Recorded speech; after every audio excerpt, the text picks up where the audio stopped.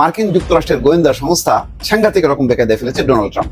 America আর ইসরায়েলের যে দাপট ছিল সেটা ভেঙে টুকরো টুকরো দুনিয়া এখন বুঝে গেছে এই দুই শক্তিধর দেশের মুখোমুখি যদি একাই কেউ দাঁড়াতে পারে তাহলে ভাই সেটা হলো ইরান। এদিকে ডক্টর ইউনুস এবার ইরান বিষয়ে নিজের অবস্থান পরিবর্তন করেন। বিভিন্ন চাপের মুখে পড়ে ডোনাল্ড ট্রাম্প নতুন পদক্ষেপ নিতে বাধ্য হন। ইরানের বিষয়ে তুলপার বিশ্ব সবকিছু দেখতে পারবেন এই সম্পূর্ণ প্রতিবেদনে। মার্কিন সেনা কর্তৃপক্ষ বাংলাদেশে সফরে আসেন কিংবা বাংলাদেশের জাতীয় নিরাপত্তা উপদেষ্টা ছুটে ছুটে মার্কিন উপপররাষ্ট্রমন্ত্রী সহ মার্কিন নেতৃবৃন্দের সঙ্গে বৈঠক করেন। এই দুইয়ের কারণ নিয়ে সন্দেহ করে নিজের দেশকে এত বড় নিরাপত্তা ঝুঁকিতে ফেলবার অবকাশ সম্ভবত আমাদের নেই। এই ওয়াকারুজ্জামান বা সেনাবাহিনীর কাছে প্রশ্ন যে কোথায় ছিল আপনার সেনাবাহিনী? তখন পুলিশ পাশে দাঁড়িয়ে আছে, একজন লোককে মারাচ্ছে, সেই পুলিশকে আপনারা প্রোটেকশন দিতে পারেন নাই। দর্শক কি ভেবেছেন ইরান ইসরায়েলের যুদ্ধ থেমে গিয়েছে? মধ্যপ্রাচ্যে যে জ্বলন্ত আগুন সেটা নিভে গিয়েছে? হ্যাঁ, যুদ্ধবিরতির ঘোষণা কাল হয়েছে, কিন্তু না, যুদ্ধ থামেনি এখনো। এবং so called powerful president Donald Trump যে যুদ্ধবিরতি ঘোষণা করেছিল সেটা সকলেই ছিঁড়ে ফেলে আজকের আগে এমন দৃশ্য আমি কখনো দেখিনি। এতে সফল হয়েছে বাংলাদেশে নিষিদ্ধ দলটি। শেখ রেহানার মেয়ে টিউলিপ সিদ্দিক বৈঠক ঠেকানোর পেছনে কলকাঠি নেড়েছেন। আওয়ামী লীগের সংশ্লিষ্ট সূত্র জানায় তাদের মূল কর্মসূচি ছিল কোনো অবস্থায় যাতে ব্রিটিশ প্রধানমন্ত্রীর সঙ্গে প্রধান উপদেষ্টা দেখা করতে না পারেন, এমন নির্দেশনাই ছিল শেখ হাসিনার পক্ষ থেকে। ইরান যে কোন লেভেলের খেলোয়াড়, মানে যুদ্ধের মাঠে কি খেলোয়াড়, এটা তো সারা বিশ্ব দেখছে। তবে ইরানের যে পরিকল্পনা, ইরানের যে প্ল্যানিং, আমার কাছে মনে হয় যে আরব রাষ্ট্রগুলা যখন ইয়া হাবিবি কইলা ওই তরবারি ডান্স দেয়, এখন মুসলিম রাষ্ট্র হিসেবে ইরান শক্তিশালী হচ্ছে, এটাই তাদের মাথা ব্যথা। আসসালামু আলাইকুম দর্শক, নতুন একটি নিউজে আপনাকে স্বাগতম। ইতিমধ্যে আমরা দেখতে পাচ্ছি ডক্টর ইউনুসের অবস্থান নিয়ে সারা বিশ্বের মধ্যে তুলপার ঘটনা ঘটে। একদিকে ইরানের বিষয় নিয়ে সারা বিশ্বের মধ্যে গত কিছুদিন ধরেই কিন্তু অনেক ঘটনা হচ্ছে এবং আন্তর্জাতিক গণমাধ্যম আল জাজিরা থেকে শুরু করে সব জায়গায় কিন্তু এই নিউজটা বর্তমানে ছড়িয়ে রয়েছে যে কী হবে বিশ্বের মধ্যে এবং বাংলাদেশের অবস্থান। দর্শক শ্রোতা, আপনারা জানেন যে বাংলাদেশের মধ্যে যে কোনো বিষয় নিয়ে রাজনৈতিক প্রেক্ষাপট উত্তাল হয়ে পড়ে এবং সেই উত্তাল পরিবেশ থেকে অনেক ঘটনা আমাদের সামনে আসে, যেইগুলো দেখে সারা বিশ্বের মানুষ অবাক হয়ে যায়। দর্শক শ্রোতা, আপনারা সম্পূর্ণ ভিডিও দেখবেন। সর্বশেষ আমেরিকার অবস্থা কি হয় এবং ডোনাল্ড ট্রাম্পও কিন্তু একটা সিদ্ধান্ত নেয়, মানে যুদ্ধবিরতির, সেই সিদ্ধান্ত নেওয়ার পর তার উপরে অনেক প্রভাব পড়ে, সেইটাও দেখতে পারবেন। সবকিছু দেখতে পারবেন এই ভিডিওতে। আপনারা সম্পূর্ণ ভিডিওটি ধারাবাহিকলি কন্টিনিউ করবেন। মার্কিন যুক্তরাষ্ট্র তারাও যোগ দিয়েছে, সেই উদ্দেশ্য কি সফল হয়েছে? ইসরায়েল খুব বগল বাজাচ্ছে যে তাদের লক্ষ্য শতভাগ সফল হয়েছে।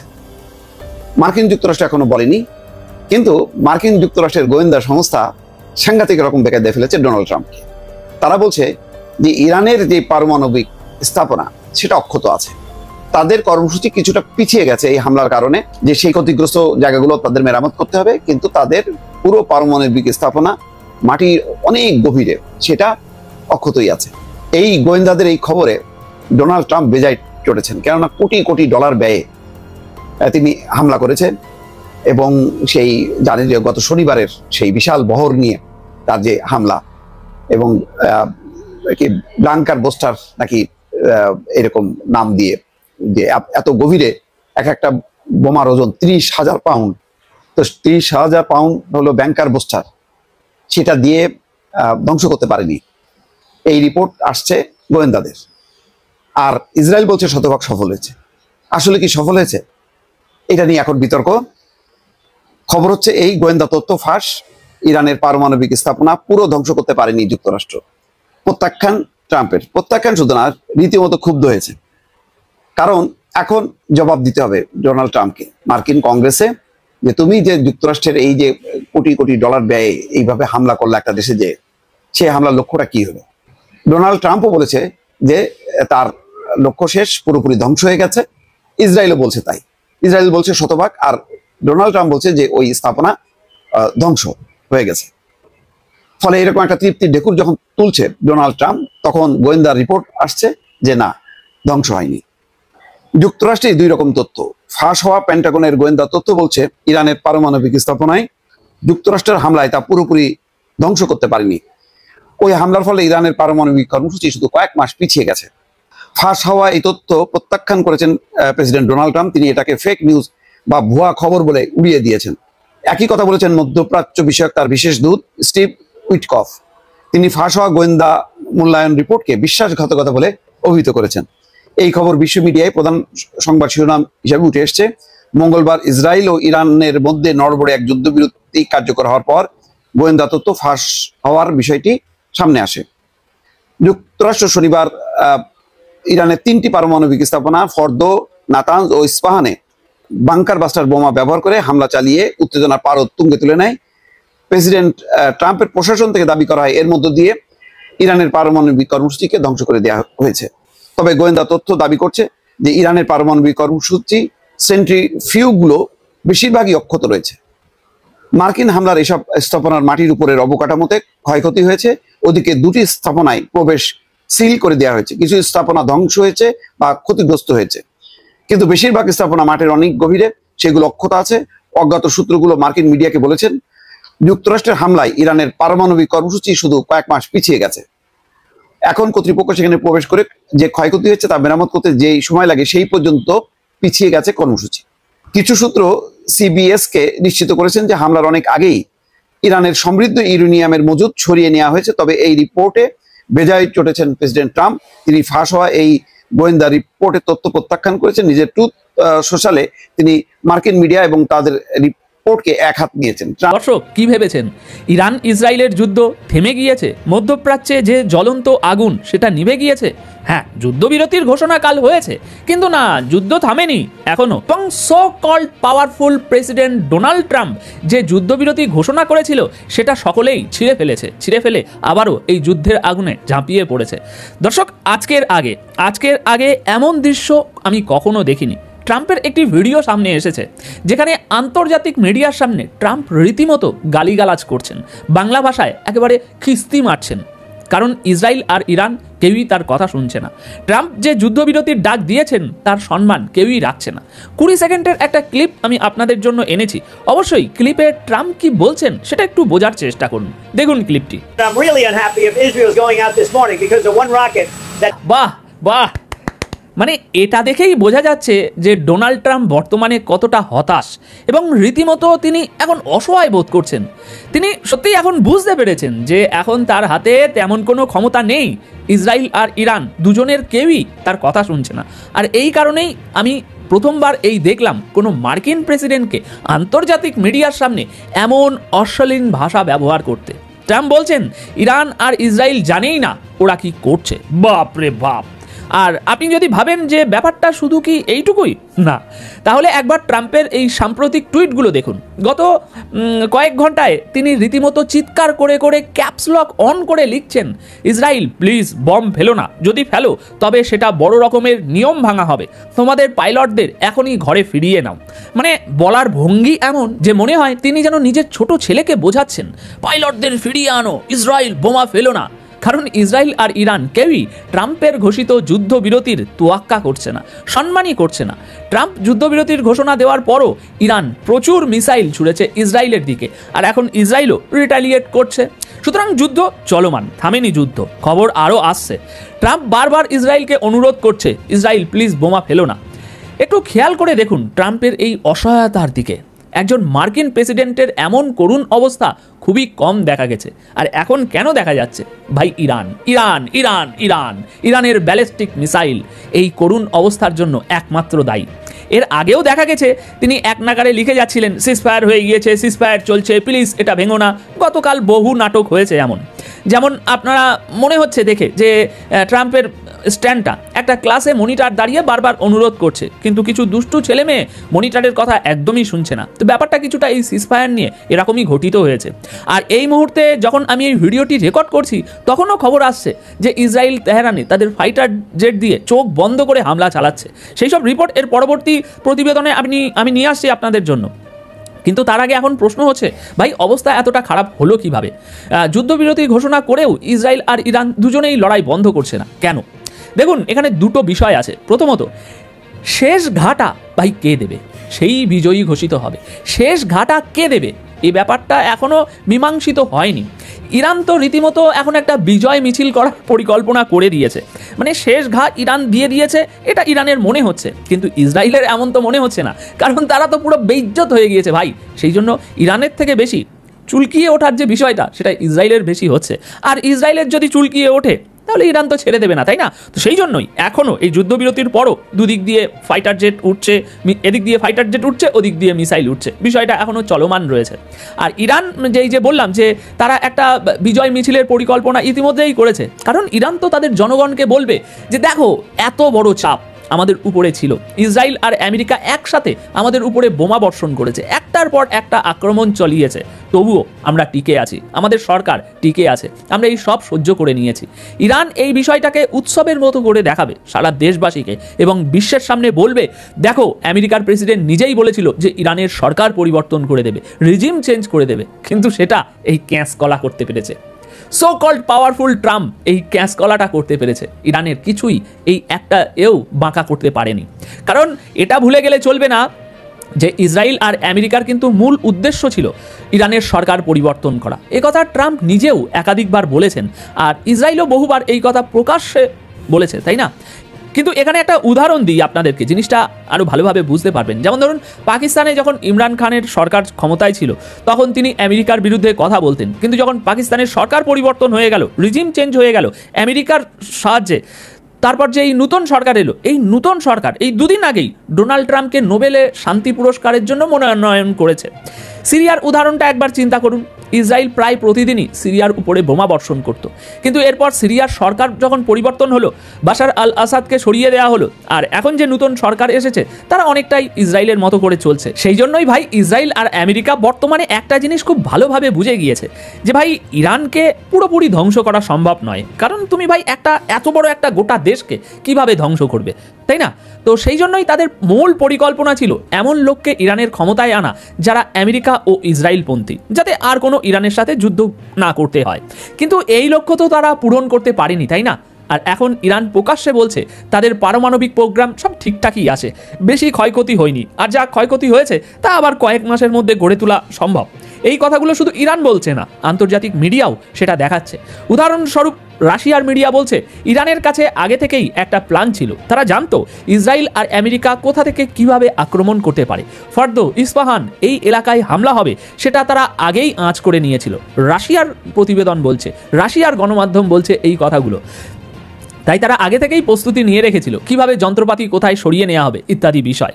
এমনকি টাইমস অফ ইসরায়েলও এখন এই রিপোর্ট ছাপা শুরু করেছে, যেখানে বলা হচ্ছে তেহরান খুব শীঘ্রই তাদের পারমাণবিক প্রোগ্রাম আবার চালু করে দেবে। এখন আপনি একবার চিন্তা করে দেখুন, যখন ডোনাল্ড ট্রাম্প শুনলেন যে ইরান তাদের পারমাণবিক কর্মসূচি আবার চালু করতে চলেছে, তখন এই মানুষটার পরিস্থিতি কি হয়েছে। মার্কিন সেনা কর্তৃপক্ষ বাংলাদেশে সফরে আসেন কিংবা বাংলাদেশের জাতীয় নিরাপত্তা উপদেষ্টা ছুটে ছুটে মার্কিন উপপররাষ্ট্রমন্ত্রী সহ মার্কিন নেতৃবৃন্দের সঙ্গে বৈঠক করেন। দুইয়ের কারণ যে বঙ্গোপসাগরের দুই জায়গায় মার্কিন উপস্থিতি নিশ্চিত করা, তা নিয়ে সন্দেহ করে নিজের দেশকে এত বড় নিরাপত্তা ঝুঁকিতে ফেলবার অবকাশ সম্ভবত আমাদের নেই। বাংলাদেশের সমুদ্র উপকূলে বঙ্গোপসাগরে কেন কোনো ছুতায় কোনোভাবে আমাদেরকে বুঝ দিয়ে কিংবা কোনো নামে কোনো ফাঁক ফোকর গোলে মার্কিন ঘাঁটি তৈরির, মার্কিন নৌজাহাজ কিংবা বিমান অবতরণের সুযোগ রাখা কিংবা মার্কিন সেনাবাহিনীর কোনো উপস্থিতি তৈরি করার কোনো সুযোগ দেওয়া যাবে না। সম্ভবত ইরান ইসরায়েল যুক্তরাষ্ট্র যুদ্ধ সংঘাত আমাদেরকে চোখে আঙুল দিয়ে সেটা দেখিয়ে দেওয়ার জন্য যথেষ্ট হয়েছে। আপনাদের মনে আছে আমাদের সরকার প্রধান ডক্টর মোহাম্মদ ইউনূস ঈদের আগের দিন মানে 7ই জুন তারিখেও জাতির উদ্দেশ্যে ভাষণে আমাদেরকে বললেন যে চট্টগ্রাম বন্দর যে তিনি বিদেশি ব্যবস্থাপনায় দিতে চাইছেন, এটা মনে রাখতে হবে সারা পৃথিবীর কোনো দেশে নাকি যেসব দেশে বিদেশি ব্যবস্থাপনায় গেছে বন্দর, সেসব কোনো দেশে নিরাপত্তা বা সার্বভৌমত্ব ক্ষুণ্ণ হয়নি এবং জনগণ তাকে যে অব্যাহত সমর্থন দিয়ে যাচ্ছে বন্দর বিদেশি ব্যবস্থাপনায় দিয়ে দেওয়ার জন্য, আমরা যেন সেটা অব্যাহত রাখি এবং আমরা যেন প্রতিহত করি যারা বন্দর বিদেশি ব্যবস্থাপনায় দেওয়ার বিরুদ্ধে কথা বলছেন।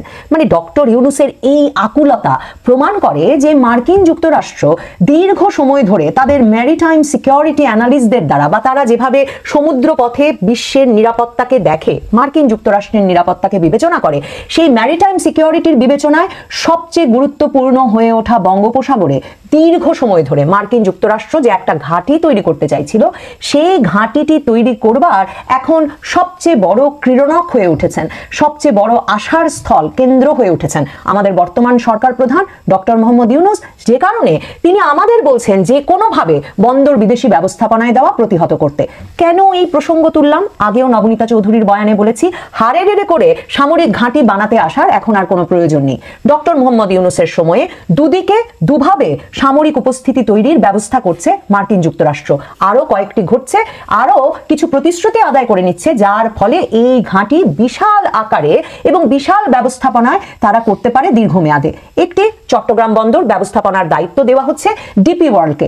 আমি বলেছি যে জেবেল আলী বন্দরের আদলে মাতারবাড়ি গভীর সমুদ্র বন্দরের কাছেও আরেকটি সমুদ্র বন্দর তৈরির জন্য ডিপি ওয়ার্ল্ডের সঙ্গে বিডার, বাংলাদেশের বিনিয়োগ কর্তৃপক্ষের আলাপ হয়ে গেছে, তারা সম্মত হয়ে গেছেন বলে বিডা কর্তৃপক্ষ আমাদের জানিয়েছিলেন। সেই জেবেল আলী বন্দর হচ্ছে মার্কিন যুক্তরাষ্ট্রের বাইরে মার্কিন নৌবাহিনীর সবচেয়ে বড় ঘাঁটি। এই ডিপি ওয়ার্ল্ড কোনো সামরিক ঘাঁটি তৈরি করেনি, জেবেল আলী বন্দরের মতো একটা বাণিজ্যিক বন্দরেই তারা ব্যবস্থা রেখেছে যাতে মার্কিন নৌবাহিনীর জাহাজগুলো সেখানে নোঙর করতে পারে, এবং সেই নৌবাহিনীর জাহাজের ওপরেই কিন্তু মার্কিন যুদ্ধ বিমান রাখা যায়, এবং মার্কিন যুক্তরাষ্ট্র সেইখানে ঘাঁটি গেড়ে ওই পুরো অঞ্চলটিতে নজর রাখতে পারে, প্রয়োজনে যুদ্ধ পরিচালনা করতে পারে।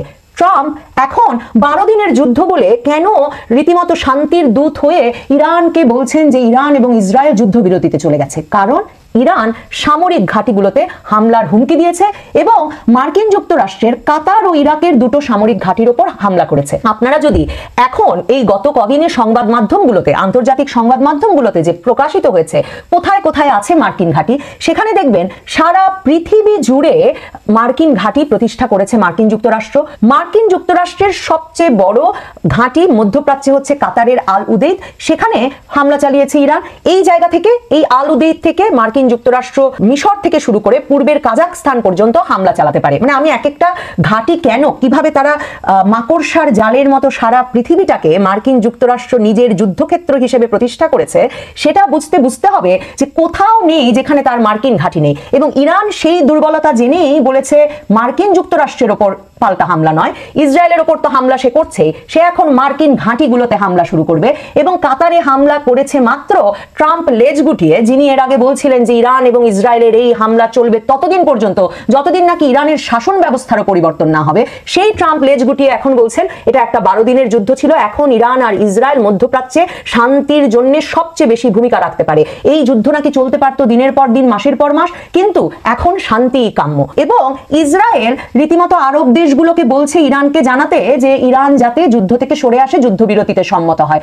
কাতার মার্কিন যুক্তরাষ্ট্রের মিত্র, কাতারের সঙ্গে ইরানের সম্পর্কও ভালো, কিন্তু ইরান কাতারে হামলা চালালো কিন্তু ওই অঞ্চলটিকে, আল উদেইদের ওই বিশাল অঞ্চলকে কাতার ভেবে নয়, মার্কিন যুক্তরাষ্ট্রের অঞ্চল ভেবে। ইরাকে মার্কিন যুক্তরাষ্ট্রের এই বিরাট ঘাঁটি থেকে বছরের পর বছর তো ইরাকেই যুদ্ধ চালালো মার্কিন যুক্তরাষ্ট্র। এবং যে তালিকা প্রকাশিত হচ্ছিল যে কোথায় কোথায় হামলার সম্ভাবনা আছে এবং মধ্যপ্রাচ্যে মার্কিন ঘাঁটিতে হামলা করবে বললে ইরান কোথায় কোথায় হামলা করতে পারে, তার মধ্যে সেই যে বাণিজ্যিক বন্দর জেবেল আলী বন্দরের কথাও কিন্তু রয়টার্স সহ আন্তর্জাতিক সংবাদ মাধ্যমগুলো উল্লেখ করে। কারণ আমি যেটা বলছিলাম, অনেকেই মনে করেন শেখ রেহানার মেয়ে টিউলিপ সিদ্দিক বৈঠক ঠেকানোর পেছনে কলকাঠি নেড়েছেন। তার প্রভাব রয়েছে সেখানকার ক্ষমতাসীন লেবার পার্টিতে। তিনি তৃতীয়বার সংসদ সদস্য হয়েছেন, পেয়েছিলেন মন্ত্রিত্ব, কিন্তু শেখ হাসিনার দুর্নীতি, লুটপাট ও দুঃশাসনের সঙ্গে তার নামও জড়িত থাকায় নিজ দলে কিছুটা কোণঠাসা হয়ে পড়েন টিউলিপ, হারিয়েছেন মন্ত্রিত্ব। তারপরও টিউলিপ তার প্রভাব কাজে লাগানোর চেষ্টা করেন। পাশাপাশি ব্রিটেনে অবস্থান করা আওয়ামী লীগের লোকজনও ছিল মরিয়া। আওয়ামী লীগের সংশ্লিষ্ট সূত্র জানায় তাদের মূল কর্মসূচি ছিল কোনো অবস্থায় যাতে ব্রিটিশ প্রধানমন্ত্রীর সঙ্গে প্রথম উপদেষ্টা দেখা করতে না পারেন, এমন নির্দেশনাই ছিল ভারতে পলাতক শেখ হাসিনার পক্ষ থেকে। এতেই তৎপর হয় আওয়ামী লীগের ব্রিটেন শাখা। আওয়ামী লীগের একাধিক সদস্যদের সঙ্গে কথা বলে জানা গেছে অন্তত 80 ব্রিটিশ এমপিকে তারা কাজে লাগাতে সক্ষম হয়েছে। ওইসব এমপি দুই দেশের সরকার প্রধানের সাক্ষাৎ ঠেকাতে মুখ্য ভূমিকা পালন করেন। তাদের সম্মিলিত প্রচেষ্টায় প্রধান উপদেষ্টার সঙ্গে বৈঠকে বসতে শেষ পর্যন্ত সম্মতি দেননি স্টারমার, তবে সম্ভাবনা তৈরি হয়েছিল 80%। সংশ্লিষ্ট সূত্র জানায় ব্রিটেনের সব এলাকায় আওয়ামী লীগ ষড়যন্ত্রকারীদের অবস্থান, যারা আবার ব্রিটেনের স্থানীয় রাজনীতির সঙ্গেও জড়িত। দীর্ঘদিন ধরে স্থানীয় রাজনীতিতে জড়িত অনেকেই লেবার পার্টির বড় পদও আছেন। সবাই নিজ নিজ এলাকায় স্থানীয় সংসদ সদস্যদের সঙ্গে সুসম্পর্ক তৈরি করেছেন। স্থানীয় রাজনীতি ও স্থানীয় সংসদ সদস্যদের সঙ্গে বন্ধুত্বকে কাজে লাগানো হয়েছে প্রধানমন্ত্রীর বৈঠক ঠেকানোর লক্ষ্যে। ব্রিটেন আওয়ামী লীগের নেতাদের মতে 70 থেকে 80 জন সংসদ সদস্য একযোগে তৎপর না হলে এই বৈঠক ঠেকানো কোনো অবস্থাতেই সম্ভব হতো না। একেবারে শেষ পর্যায়ে স্টারমারের পার্শ্ববর্তী সংসদীয় আসনের 4 সদস্য একসঙ্গে তার সঙ্গে দেখা করেন। তারা স্টারমারকে বোঝাতে সক্ষম হন যাতে ডক্টর ইউনূসের সঙ্গে দেখা না করেন। গণ অভ্যুত্থানে পলাতক আওয়ামী লীগের 4 মন্ত্রী প্রতিমন্ত্রীও বর্তমানে ব্রিটেনে আছেন। এছাড়া দলটির অনেক এমপি নেতাও পালিয়ে আছেন দেশটিতে। তারা সম্মিলিতভাবে ষড়যন্ত্রে অংশ নেয়। শেখ হাসিনার ফ্যাসিবাদী শাসনামলে আওয়ামী লীগের লুটেরা নেতাদের প্রচুর টাকা ইংল্যান্ডে পাচার করা হয়েছে। তাদের অনেকেই ব্রিটেনে বিলাসবহুল এলাকায় বাড়ি কিনেছেন, বিপুল অঙ্কের টাকা বিনিয়োগ করেছেন দেশটির রিয়েল এস্টেট ব্যবসায়। এর মধ্যে অন্যতম হচ্ছেন শেখ হাসিনার ফ্যাসিবাদী শাসনের ভূমি প্রতিমন্ত্রী সাইফুজ্জামান চৌধুরী। আর রিয়েল এস্টেট ব্যবসায় বিপুল বিনিয়োগে 350-এর বেশি বাড়ি রয়েছে ব্রিটেনে। এর মধ্যে প্রথম উপদেষ্টার সফরকালে বেশ কয়েকটি বাড়ি জব্দ করেছে ব্রিটেন সরকার। সম্প্রতি সালমান এফ রহমানের ছেলের বেশ কয়েকটি বিলাসবহুল বাড়ি জব্দ করেছে ব্রিটেন সরকার। তাদের বিরুদ্ধে তদন্ত অব্যাহত রয়েছে বলে জানা গেছে। প্রথম উপদেষ্টার সফরসঙ্গীদের মধ্যে বাংলাদেশের দুর্নীতি দমন কমিশনের চেয়ারম্যান এবং বাংলাদেশ ব্যাংকের গভর্নরও ছিলেন। তাদের সফরসঙ্গী হিসেবে রাখার উদ্দেশ্য ছিল দুর্নীতির মাধ্যমে পাচার করে ব্রিটেনে বিনিয়োগের টাকা ফেরত নেওয়ার পথ খোঁজা। এই পথ খোঁজার জন্য স্টারমারের সঙ্গে ডক্টর ইউনূসের বৈঠক হওয়া জরুরি ছিল। দুই সরকারের উচ্চ পর্যায়ের সমঝোতা এবং প্রতিশ্রুতি ছাড়া পাচার করা টাকা ফেরত নেওয়া অসম্ভব। সালাউদ্দিন আহমেদ এই মুহূর্তে প্রদীপের জান বাঁচানোর জন্য, অসি প্রদীপ, যেই প্রদীপ এতগুলো মামলা করেছে, এতগুলো খুন করেছে, এতগুলো দুর্নীতি করেছে, এতগুলো জীবন ধ্বংস করেছে, বাংলাদেশের অস্তিত্বকে ধ্বংস করার পাচার করেছে ভারতীয় হাইকমিশনের নির্দেশে, এখন এই সাউয়া একদিকে ডক্টর ইউনূসের সাথে নির্বাচন দিয়ে দেন দরবার করে, অন্যদিকে প্রদীপের জীবন বাঁচানোর জন্য তলে তলে সে কাজ করে। আপনারা কি তা জানেন? প্রদীপের জান বাঁচানোর জন্য এস আলমের কাছ থেকে পয়সা নিয়েছে, প্রণয় ভার্মার কাছ থেকে আলাপ আলোচনা করেছে। একটা কথা আপনারা মনে রেখেন, সাউয়া পালিশ করেছে বিএনপি সরকার গঠন করলে প্রদীপের মৃত্যুদণ্ড সঙ্গে এগুলো কিছু হবে না। ওয়াকারুজ্জামান ব্যস্ত ষড়যন্ত্র নিয়ে, তাহলে বিএনপি ব্যস্ত কি নিয়ে? বিএনপি ব্যস্ত দখল নিয়ে। এখন বলবেন বিএনপির দখলকে আমি কিভাবে ব্যাখ্যা করব? বিএনপির ইমিডিয়েট বেনিফিট হলো দখল, বাস স্টেশন দখল, টেন্ডারবাজি দখল, অফিস আদালতের চাঁদাবাজি, কাজ দেওয়া নেওয়া, বিভিন্ন নিয়া তদবির নিয়া, এগুলো নিয়ে তারা ব্যস্ত। মুক্তিযোদ্ধা সংসদের দায়িত্ব নিয়ে ব্যস্ত। বিভিন্ন সংগঠনের বাংলাদেশের এমন কোন জায়গা নাই খাওয়ার যে ডাক উঠে, খেয়ার ওই যে নৌকা নদী পার করে দেয়, ওই খেওয়া নৌকার মাঝি ওইখানেও তো ডাক আসছে, ওই ডাকের মধ্যেও বিএনপির দখল দরকার। সায়দাবাদ বলেন আর চিটাগংয়ের বাস স্টপেজ বলেন, খুলনার খালিশপুরের কোন একটা টেন্ডারবাজি বলেন, প্রত্যেকটা জায়গায় রন্ধ্রে রন্ধ্রে বিএনপি দখলে ব্যস্ত। এখন এটা হচ্ছে তাদের ইমিডিয়েট টার্গেট। তাদের লং টার্ম টার্গেট কোনটা? তাড়াতাড়ি নির্বাচন দাও এবং ক্ষমতা, এবং তারা তাদের কাছ থেকে সাহায্য পাচ্ছে। জেনারেল ওয়াকারুজ্জামানের পার্ট হয়ে গেছে। BNP become the part of the conspiracy of general Waker এবং র। তারা বলছে বিএনপি এখন পার্ট অফ র, BNP become part of Indian interest, BNP become part of Awami League, BNP become part of general Wakeruzzaman jigs and puzzle, দাবা খেলা। জেনারেল ওয়াকারুজ্জামান তাদেরকে এমন ভাবে কুটিতে বসিয়েছে, বিএনপি তাদের ক্রীড়ানক হয়। আপনাদেরকে ঠান্ডা মাথায় একটা কথা বলি, হাসিনা যখন দেখেছে তার দল ভারী করতে পারছে না, হাসিনা তখন কি করেছে? তাহাজ্জুদ নামাজের একটা ছবি তুইলা হাতে তসবিহ নিয়া মাথায় একটু হিজাব কইরা তার বিটিভিতে এবং বিভিন্ন টিভিতে বিভিন্ন সাংবাদিকদের মাধ্যমে ছবিটা ছড়ায় দিছে। কে? হাসিনা তাহাজ্জুদ পড়ে, হাসিনা পিরাউলিয়া বংশধর, হাসিনা আউয়াল দরবেশের বংশধর, হাসিনা আওয়ামী লীগের নেত্রী না, হাসিনা হচ্ছে মানবতার মা। আপনাদের খেয়াল আছে না যে হাসিনা নামাজ টামাজ তো দূরে রাখ, গভীর রাতে ঘুম ভাঙ্গার পরে, ঘুমে বিছানায় যাওয়ার পরে মনে হয়েছে অমুক জায়গায় একটা ডাকাতি কইরা জঙ্গি তৎপরতা বানানো যায়, সাথে সাথে সে মনিরুল রে কল করেছে, বিপ্লব সাহারে কল করেছে, হাবিব রে কল করেছে, হামিদ রে কল করেছে, যাও ওখানে গিয়ে ষড়যন্ত্র কইরা মোল্লাদের খুন কইরা ওখানে জঙ্গি তৎপরতা বানিয়ে দাও। হাসিনা এটা বানাইছে। যখন তারা কল করে বলছে আফা কাজ হয়ে গেছে, হাসিনা কইছে তসবিহ লইয়া আলহামদুলিল্লাহ আমার একটা ছবি তো আমি ভাত দেখাই আমি নফল করি। ওই ছবিটা আবার পেপারে প্রকাশ করতো। ইদানিং আপনারা খেয়াল করছেন কিনা জানি না, বিএনপির যে সাউয়া আছে, সাউয়া তার নামাজের কাপড়ে বৈশা একটা ছবি তুইলা ওইটা আবার সোশ্যাল মিডিয়া দিছে যে উনি আলাপ আলোচনার মাধ্যমে উনি নামাজ পড়তে দাঁড়ায় গেছে। আপনারা খেয়াল করে দেখছেন, ইদানিং সামাজিক মিডিয়ায় সাউয়া নামাজ পড়ার ছবি দেওয়া শুরু হয়ে গেছে। এই সাউয়া 9 বছর মেঘালয়ের শিলংয়ে ছিল, এস আলম গ্রুপের মোটেলে থাইকা জীবন কাটাইছে, ওইখানে নামাজ পড়ার একটা ছবি কিন্তু আপনারা কেউ দেখেন নাই। সাউয়ার কোনো ছবি দেখছেন যে সে নামাজ পড়তেছে? আপনারা দেখি শিলংয়ে ওই চেয়ারে বসে লোকজনদের সাথে কথা কইতেছে, পায়ের উপরে পা উঠাইয়া কথাবার্তা কইতেছে, চিল্লাচিল্লি করতেছে। এতদিন সাউয়া কোন ছবি নামাজ পড়া, তাকবীর পড়া, আল্লাহ আল্লাহ করা কোন জায়গায় কিছু দেখেছেন? দেখেন না। কিন্তু ইদানিং হঠাৎ করে হাসিনার ছবি পাশাপাশি গাইজ আপনারা তো দেখলেন এখানে কি কথা হচ্ছে। অনেকেই কিন্তু অনেক কথা বলতেছে, অনেকে আলোচনা করতেছে, অনেকে সমালোচনা করতেছে দেশের বিভিন্ন অবস্থা এবং পরিস্থিতি নিয়ে সবাই সবার মন্তব্য প্রকাশ করে। দর্শক শ্রোতা, এখানে কিন্তু বিশেষ করে ডোনাল্ড ট্রাম্পের বিষয়ে কথা হয়, আমেরিকার বিভিন্ন বিষয় নিয়ে এবং বাংলাদেশের রাজনীতির প্রেক্ষাপট নিয়েও অনেক কথা হয়। গাইজ এই বিষয়গুলোর সাথে আপনারা একমত পোষণ করেন নাকি দ্বিমত পোষণ করেন, এটা আপনারা অবশ্যই কমেন্ট বক্সে লিখে যাবেন। আর হ্যাঁ, তখন আপনাদেরকে আমরা যা কিছু দেখিয়েছি সব কিছু আমরা সোশ্যাল মিডিয়া থেকে সংগ্রহ করেছি। এখানে আমাদের নিজস্ব কোনো মন্তব্য নেই বা নিজস্ব কোনো সিদ্ধান্ত নেই। সর্বশেষ আপনাদের কাছে আমাদেরকে রিকোয়েস্ট থাকবে, আপনারা আমাদের চ্যানেলে নতুন দর্শক হয়ে থাকলে চ্যানেলটা সাবস্ক্রাইব করবেন এবং পাশে থাকা বেল বাটনটি বাজাবেন যাতে করে নেক্সট ভিডিওটা সবার আগে আপনাদের কাছে পৌঁছায়। ধন্যবাদ।